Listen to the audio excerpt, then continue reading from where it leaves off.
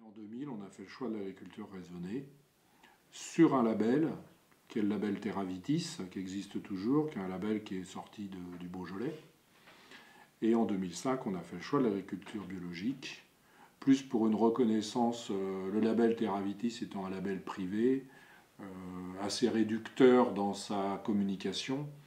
On a choisi l'agriculture biologique beaucoup plus facilement repérable et identifiable, avec un cahier des charges. Le paramètre de la labellisation n'est qu'un paramètre effectivement commercialement intéressant, parce que derrière on peut assurer aux consommateurs qu'il y a bien un cahier des charges, que c'est suivi, que c'est vérifié, voilà. Mais c'est pas ça qui a fait le choix, qui nous a conduit à faire le choix. Le choix, il est d'abord environnemental et effectivement sur la santé humaine aussi.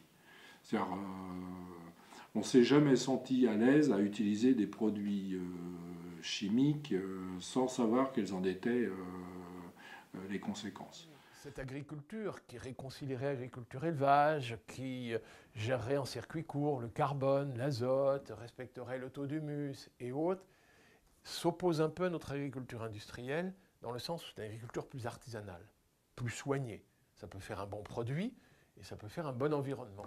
Mais si je vous dis que c'est plus artisanal et c'est plus soigné, ça veut dire que ça exige plus de travail.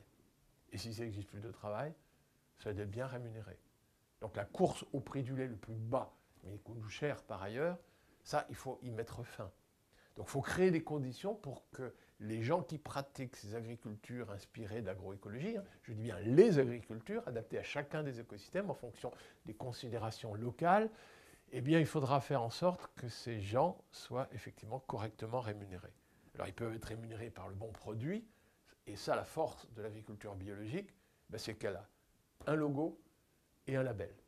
Et là, et un organisme certificateur, et des organismes certificateurs, et ces organismes certificateurs sont certifiés par l'État. Aujourd'hui, c'est même à l'échelle des 27 pays de l'Union européenne. Donc ça comme garantit au consommateur que quand il achète un produit, il y a quand même eu une certification un peu supérieure à celle de lasagne, où on mettra éventuellement du cheval dans le bœuf. Et ça, il y a quand même une demande des consommateurs, en tout cas des couches les plus aisées, qui sont prêtes à payer plus cher le produit.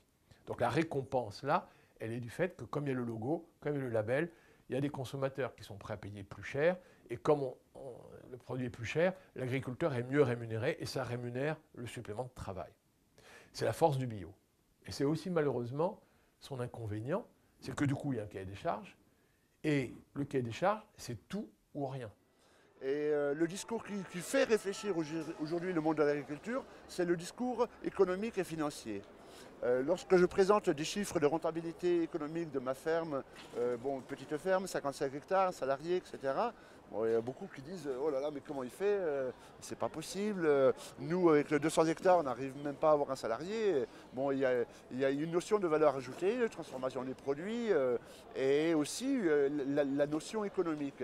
Et la notion économique sur une ferme bio qui vit absolument sans intrants, c'est-à-dire qu'il n'y a absolument aucun engrais organique acheté à l'extérieur, pas de produits chimiques, etc., etc.